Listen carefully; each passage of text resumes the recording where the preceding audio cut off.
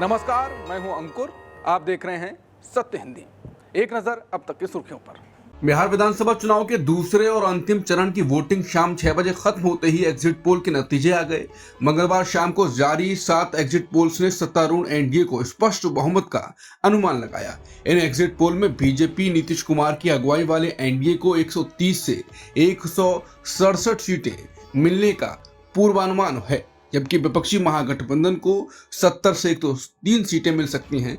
प्रशांत किशोर की नई पार्टी जनसुराज को लगभग नगण्य प्रभाव दिखा रहा है, जिसमें केवल 0 से 5 सीटों का अनुमान है। न्यूज पिंच के साथ एआई पॉलिटिक्स के एग्जिट पोल्स में 243 सीटों का अनुमान लगाया गया। इसमें एनडीए को 38.4% वोट मिल रहे हैं, जबकि महागठबंधन इससे आगे 39.2% वोट पा रहा है और जनसुराज पार्टी 12.7% और अन्य को 9.8% वोट मिलते दिखाए गए हैं। इसके अलावा सीटों के मामले में आंकड़े बराबर के जैसे हैं। इसमें एनडीए को 121 के आसपास सीटें मिल सकती हैं, जबकि महागठबंधन को 119 के आसपास सीटें मिलने का अनुमान है। इनमें 6 सीटें घटने या बढ़ने का अनुमान है, मतलब मुकाबला टक्कर का है। खास बात यह है कि इस लिहाज से किसी भी गठबंधन को राज्य में स्पष्ट बहुमत मिलता नहीं दिख रहा है। न्यूज पिंच एआई पॉलिटिक्स के एग्जिट पोल के मुताबिक तेजस्वी के लिए खुशखबरी है। एग्जिट पोल में बताया गया है कि आरजेडी 89 से 97 सीटों पर जीत के साथ सबसे बड़ा दल बनकर उभर सकता है। वहीं दूसरे स्थान पर बीजेपी 85 से 93 सीटें अपने नाम कर सकती है। जनता दल यूनाइटेड को 25 से 31 सीटें, लोजपा को 2 से 4, हम को 0 से 1 सीटें मिलने का अनुमान है। वहीं महागठबंधन के दल में कांग्रेस को 14 से 21, वीआईपी को 2 से 3, सीपीआई को 102, सीपीआई-एमएल को 2 से 5 और सीपीआईएम को 1 से 2 सीटें मिलने का अनुमान लगाया गया है। जहां अधिकतर एग्जिट पोल एनडीए की सरकार बनवा रहे हैं, वहीं डीवी लाइव के एग्जिट पोल में महागठबंधन की सरकार बन रही है। महागठबंधन को 130 से 144 सीटें मिलने का अनुमान लगाया गया है, जबकि एनडीए को 95 से 109 सीटें मिलने का अनुमान है। जर्नो मिरर ने भी महागठबंधन की सरकार बनने का अनुमान लगाया है। इनके एग्जिट पोल के हिसाब से महागठबंधन 130 से 140 सीटें जीतने जा रहा है, एनडीए 100 से 110, एआईएमआईएम 3 से 4 और अन्य 0 से 3। कुल मिलाकर कोई एग्जिट पोल अपने अपने अनुमान लगा रहे हैं। टीवी मीडिया में एनडीए को जीतने वाले दिखाए जा रहे हैं, बाकी जगह महागठबंधन को। आरजेडी नेता प्रियंका भारती का कहना है कि एग्जिट पोल का खेल 2 चीजों के लिए हुआ है। पहला, अमित शाह के इशारे पर ऐसे आंकड़े इसलिए आ रहे हैं ताकि अधिकारियों पर धांधली के लिए दबाव बनाया जाए। दूसरा, सट्टेबाजों के लिए 7 हो या 70 एग्जिट पोल गलत साबित होंगे। लोकसभा में 415 से पार करा रहे थे, बंगाल में भाजपा की सरकार बना रहे थे। इतना ही नहीं, बिहार में 2015 में बीजेपी ऑफिस में पटाखे फूटने लगे थे, मगर मुंह की खानी पड़ी।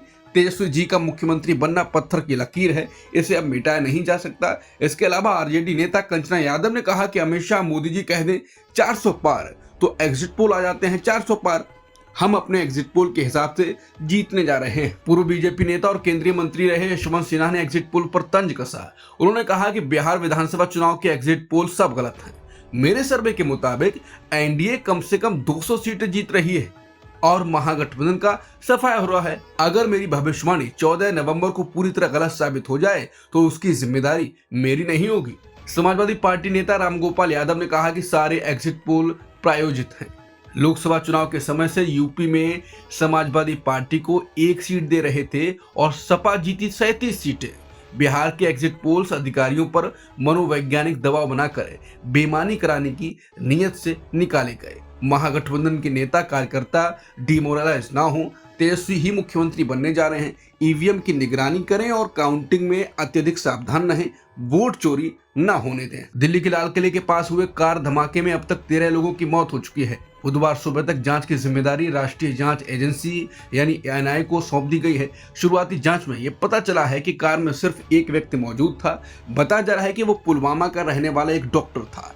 पुलिस सूत्रों के मुताबिक धमाका जल्दबाजी में हुआ क्योंकि डॉक्टर पर पुलिस रेड का दबाव था। उसके 2 साथी पहले ही गिरफ्तार किए जा चुके थे, जिससे वो घबरा गया और विस्फोट समय से पहले हो गया। एनआईए अब ये पता लगाने में जुटी है इस विस्फोट के पीछे कौन सा नेटवर्क था और इसका मकसद क्या था। दिल्ली में सुरक्षा व्यवस्था को और कड़ा कर दिया गया है, खासकर लाल किले, रेलवे स्टेशन और एयरपोर्ट के आसपास। संयुक्त राष्ट्र महासचिव एंटोनियो गुटेरेस ने दिल्ली के लाल किले के पास हुए कार धमाके में हुई मौतों और घायल लोगों के लिए गहरी संवेदना जताई। उनके प्रवक्ता ने बताया कि महासचिव ने भारत सरकार और भारतीय जनता के प्रति दुख व्यक्त किया है और घटना की पूरी जांच की मांग की। यूएन महासचिव के उप प्रवक्ता फरहान हक ने मंगलवार को प्रेस ब्रीफिंग में कहा कि हम भारत की सरकार और जनता के साथ हैं। जो हुआ है उसकी पूरी और निष्पक्ष जांच की जानी चाहिए। संयुक्त राष्ट्र ने कहा है कि ऐसे हमलों की अंतर्राष्ट्रीय स्तर पर निंदा की जानी चाहिए और दोषियों को सजा मिलनी चाहिए। दिल्ली के लाल किले के पास हुए धमाके के बाद सुरक्षा एजेंसियों ने एहतियात के तौर पर लाल किला मेट्रो स्टेशन आज यानी बुधवार 12 नवंबर को भी बंद रखने का फैसला किया।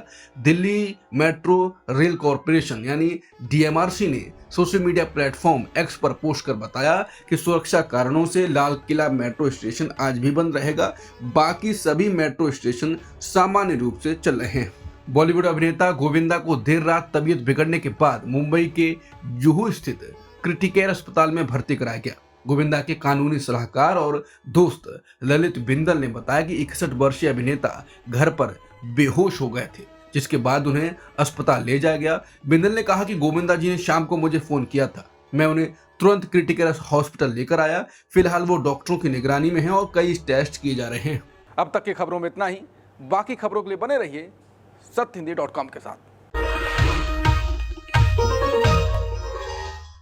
Copyright disclaimer under Section 107 of the Copyright Act 1976. Allowance is made for fair use for purposes such as criticism, comment, news reporting, scholarship, and research. Fair use is a use permitted by copyright statute that might otherwise be infringing.